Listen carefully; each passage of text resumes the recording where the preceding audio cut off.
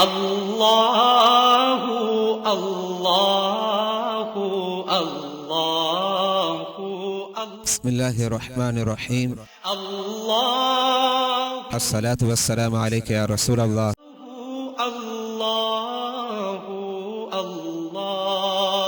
سوال: امام سلام پھیرنے کے بعد دعا کے لیے اپنا رخ کس جانب کرے گا؟ جواب: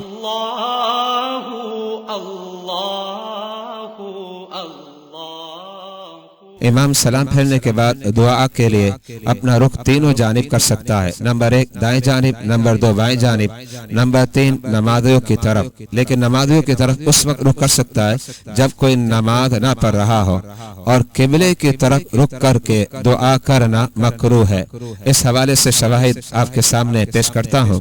حضرت سیدنا انس بن مالک رضی اللہ تعالی عنہ نے ارشاد فرمایا: اما انا فاکثر ما رأیت رسول اللہ صلی اللہ علیہ وآلہ وبارک وسلم ینصرف عن یمینہ، یعنی میں نے زیادہ تر رسول اللہ صلی اللہ علیہ وآلہ وسلم کو دائیں جانب اپنے چہرے کو پھیرتے دیکھا. مذکورہ حدیث مسلم شریف میں ہے، حدیث نمبر 1525.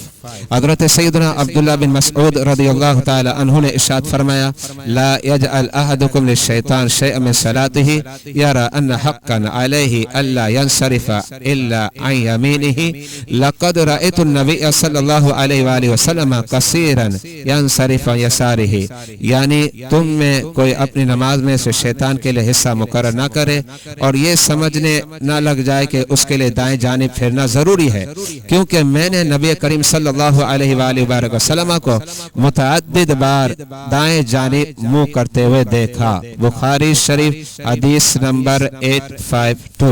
حضرت سیدنا سمورہ بن جندب رضی اللہ تعالی عنہ نے ارشاد فرمایا: کان النبی صلی اللہ علیہ وآلہ وسلم اذا صلی الصلاۃ اقبل علینا بوجہہ، یعنی نبی کریم علیہ الصلوۃ والسلام جب نماز پڑھ لیتے تو چہرہ انور کو ہماری طرف کر لیا کرتے. بخاری شریف حدیث نمبر 845.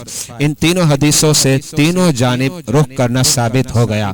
اب اعلیٰ حضرت امام اہل سنت نے جو فتویٰ دیا وہ آپ کے سامنے میں پیش کرتا ہوں. انہوں نے لکھا: بعد سلام قبلہ رو بیٹھا رہنا ہر نماز میں مکروہ ہے. آگے جا کے ارشاد فرماتے ہیں: اور قبلہ رو بیٹھا رہا تو مبتلا کراہت وہ تارک سنت ہوگا. فتاوی رضویہ جلد نمبر 6 صفحہ نمبر 206. واللہ اعلم بالصواب. اللہ اللہ